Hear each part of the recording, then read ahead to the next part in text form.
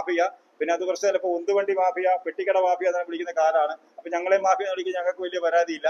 എന്നാലും ഇങ്ങനെയാണ് ഞങ്ങൾക്കെതിരെ ഒരു വിഭാഗം ആളുകൾ നിരന്തരം പ്രചരിപ്പിച്ചുകൊണ്ടിരിക്കുന്നത്.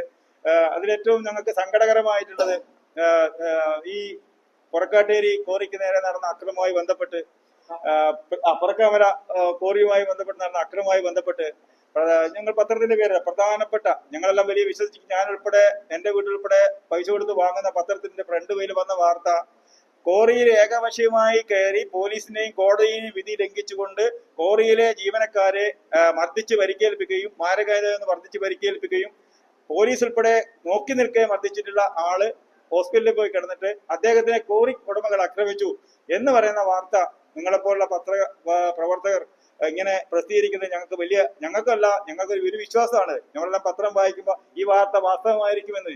ഇത്തരം പത്രത്തിന്റെ പേര് ഒരു പത്രമല്ല, പല പത്രങ്ങൾ എഴുതിയിട്ടുണ്ട്.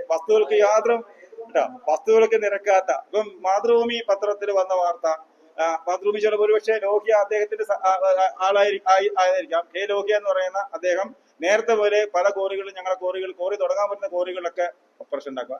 ഞാനിത് പറയുന്നത്, അങ്ങനെ ഇന്നിപ്പോ അവിടെ ഒരു സമരം നടക്കുന്നുണ്ട്. DCC പ്രസിഡന്റും ഒരു വിഭാഗം ചാണ്ടി ഉമ്മനൊക്കെ വന്ന് ആ കോറിക്കെതിരെ ഇന്ന് നടക്കുന്നൊരു വിവരം ഞങ്ങൾക്ക് ഇപ്പൊ കിട്ടി. ഞങ്ങൾ ഇങ്ങനെ